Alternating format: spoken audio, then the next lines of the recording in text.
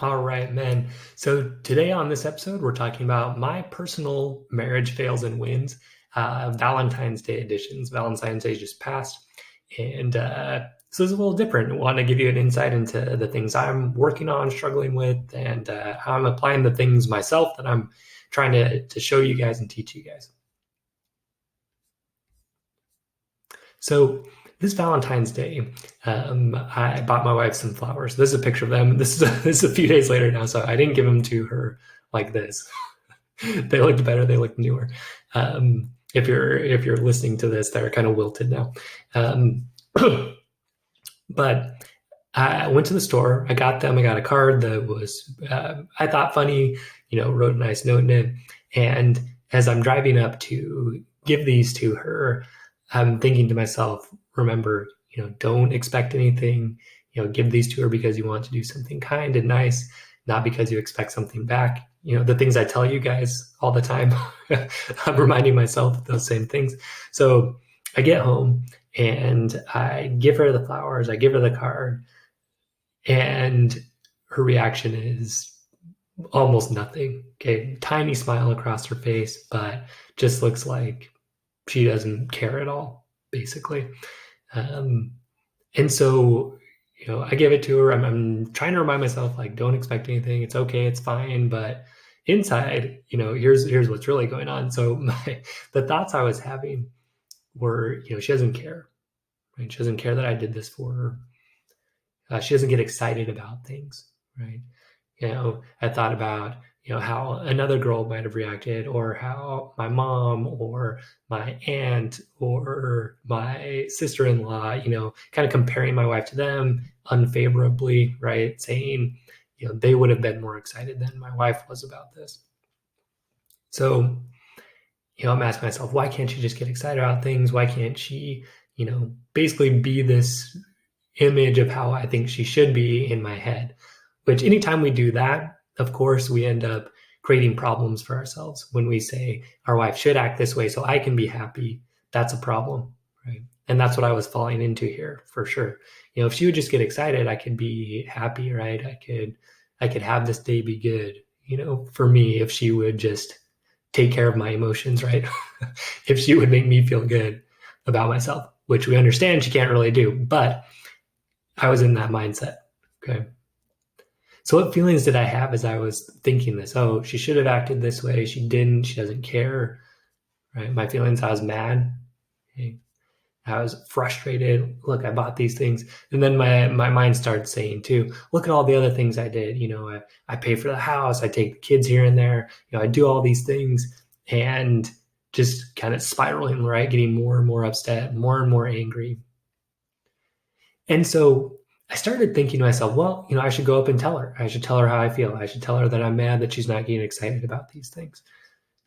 I want to be authentic, right? Be true to who I am. That's a catchphrase right now. Some of us interpret that as, just spouting off anything we happen to be thinking and feeling at the moment without regard to how that's going to affect the people around us. In my opinion, that's not great. That's being a baby. It's not really being authentic. It's not being the highest version of yourself, the strongest version of yourself, which is what we're working on and what I'm working on. And if you're listening to this, hopefully what you're working on too. So in that moment, how was I seeing her? One of the things that this comes from a book called The Anatomy of Peace, or Leadership and Self-Deception, is this idea that we can get in this frame of mind where we forget to see the people around us as people, and instead we start seeing them as objects. So an object, it can either be a vehicle to get us something, an obstacle that's in the way of what we want to get, or irrelevant. Okay, so in this moment, I was seeing her as an obstacle, right? I was seeing her as, look, I got her this gift. I was expecting her to be happy so that I could feel good about myself, and she didn't do it. So she is an obstacle to me feeling good and happy. Okay? That's how I was seeing her. And so how do you treat an obstacle or a roadblock, right? You get upset, you get frustrated, maybe you go around it, maybe you run over it, right? So that's the frame of mind I was in.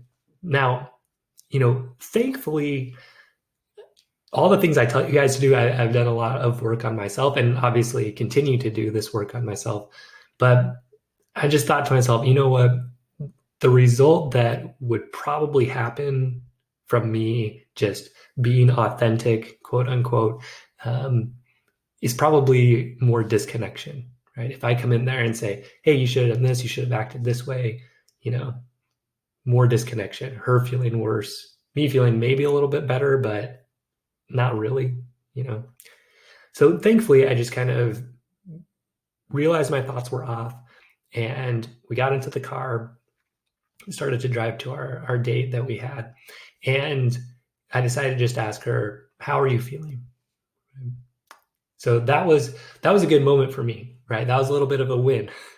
I shared the fails there. My marriage fails. Now here's a little marriage win, was me asking, how are you feeling? Trying to understand her instead of judging her so much, so harshly. So I just said, how are you feeling? And her response to me was, I just don't like Valentine's Day. In that moment, there was a big shift for me. Okay? Now, to you, that might not mean that much for her to say, I don't like Valentine's Day. But for me, I understood that to mean that Valentine's Day was a day that was very negative for her in the past. Unfortunately, she has gone through very terrible abuse through a lot of her life. And Valentine's Day was abused and turned into something very negative for her.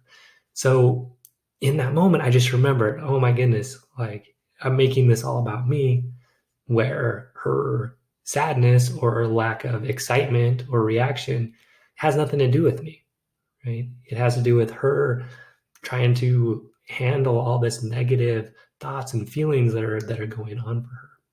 Right? So my thoughts had shifted, right? Before I was saying, oh, she doesn't get excited. She's not doing things I want her to do. Instead, my thoughts shifted. I had started thinking, she's suffering today. She's having a hard time. She's trying to manage her terrible memories and feelings and emotions. And, on top of that, she's giving me a nice present. So she gave me these CDs that she had put together of songs that really were her words to me. She wrote me a card that said, I'm not too good with words, but I chose these songs to really show you how I feel about you. And they're really beautiful and inspiring. And she took hours and hours to choose these out. She had decided to do that for me, even though she didn't really like Valentine's Day, even though she has these negative associations with it. So I felt convicted in my conscience, you could say. I feel like God was helping me see her correctly, see her accurately, that she was struggling. And here I was, trying to make her responsible for my emotions on top of that. It's like she had this giant weight she was carrying. And I was trying to say, hey, deal with that. But on top of that, make sure I'm feeling good. Okay? That's not good. I don't want to be that guy. So I got a more accurate picture of what was really going on. I didn't want to add to that weight she was carrying. And so I decided, in that moment, this occurred over just the space of a few seconds, right? She says, I don't like Valentine's Day. All these things are going through my head. So I just decided, look, I'm not going to do that. I'm not going to make her responsible for my emotions on top of everything she's carrying. Okay. I'm going to help her. I'm going to support her today. I'm going to take care of myself and my own emotions. And I'm going to make this fun. Okay. I'm not going to try to make it heavy and, oh, why don't you tell me how much you care about me or that kind of thing. And I'm just going to make it enjoyable and joke around and, try to lighten her load a little bit. So how I saw her then, like I said, was like carrying this gigantic boulder on her shoulders. And my responsibility was to try to lighten that as her husband, instead of making it heavier by making her responsible for me and what I was feeling and thinking. Okay, so the rest of that day turned out pretty well. We had a good day. We had a fun lunch. We were able to connect and have a good time. But it was because I was able to shift the way that I saw her, shift the what was going on. And again, I wouldn't say that, I took a little step. I decided to, instead of venting or, getting upset with her, I asked that question, how are you doing? I tried to understand a little bit. And then I feel like God gave me that gift to really see things more accurately. So fail and win in there. So yesterday's marriage fail. Okay. So that was just a few days ago. And now this is just yesterday. So I had planned to work until about 2:30, in the afternoon. I had that scheduled. I'm really working more on scheduling my time more accurately. And so I said, till 2:30, I'm going to do this. So my wife called and she was out with a friend and she said, hey, I'm sorry, I won't be able to pick the kids up from school. So where did my thoughts go? My thoughts went, she doesn't respect me. Okay. She doesn't know how hard I'm working. She doesn't know how much I'm, putting into this, or that I'm trying to schedule my time more. She just doesn't care. Right. She doesn't care about my time. Also, the thought, so this is where my thoughts are going. I'm saying she doesn't manage her own time well. So I start blaming her, right? Seeing her as that object. Okay. She's in my way of getting done what I want to do. And, on top of that, she can't even take care of herself, right? So, wow, I'm really seeing her as an object. It's all about her. It's blaming her for a bunch of stuff. That's where my thoughts went. So this is a marriage fail for sure. My thoughts were there. So what feelings do I have? I'm angry. I'm angry now, right? I feel resentful. Why does she have to make me do this? Again, make me do this. She's not making me do anything, right? She even texted me a few different options than me picking up the kids. But, in that moment, I'm like, whatever, I'm just going to do it. So I feel entitled, right? Like, oh, I should be the one that's, she should really appreciate this that I'm doing for her, kind of thing. So what did I do? So I went and got the kids, but then I come home and I act like a baby, right? I'm getting mad at her. I'm telling her she doesn't manage her time well and she needs to respect my time. This is one of the worst days for me, actually. That's more childish than I've acted in a long time. So I'm not proud of that at all. And actually, lately she's been feeling a little bit more distant than me because she feels like I'm not really listening well to her. And during this argument that I had, I even said, I'm not listening to you right now. Just stupid, right? Very childish. So let's see what happened, right? So what's my intention when I'm doing those things? It's to tell her that she's wrong and to punish her, right? To say, look what I do for you and look how you don't do stuff for me, right? So what happens, right? I want a marriage that has connection and love and respect for each other, but I'm acting in a way that certainly is not creating that. In fact, it's creating more disconnection. So that was definitely a big fail yesterday. So then what am I doing now to make it right? We're all going to make mistakes in our marriage. We're all going to have these times where we act like a baby, where we see our wife as an object, where we don't control our own emotions, where we try to make our wife responsible for them. Okay. I'm sharing this, you guys, because it happens to all of us. I'm working on this right along with you guys. Okay. So what am I doing now to make it right? Well, I went for a drive after that fight and really started going through my thoughts, right? Doing a thought record, saying, okay, here's the situation.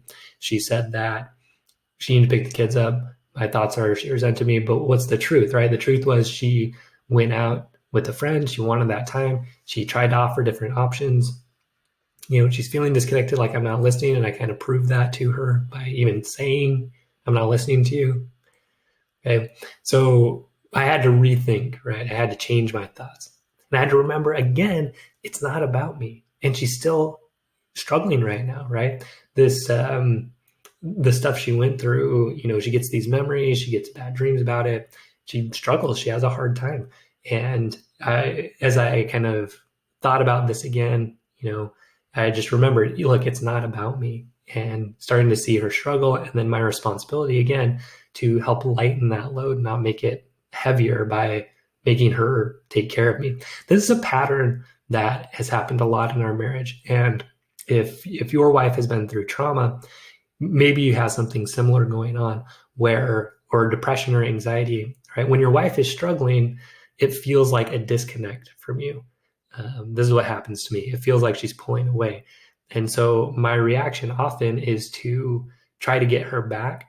But the way I try to get her back often is by telling her how she's not doing what I want her to do, or how she's not performing how I would want her to as a wife. It seems like it might help, but it doesn't. Because, especially if your wife struggles with depression or anxiety or trauma, right? She's already kind of has that in her mind, like, I'm not good enough, and she struggles with that probably. So when you come in, you're like, yeah, you're not good enough. Of course, that's more disconnection. She feels even less like you're there to support her. Okay, so that's what's going on. And I'm noticing this pattern that I get into more and more.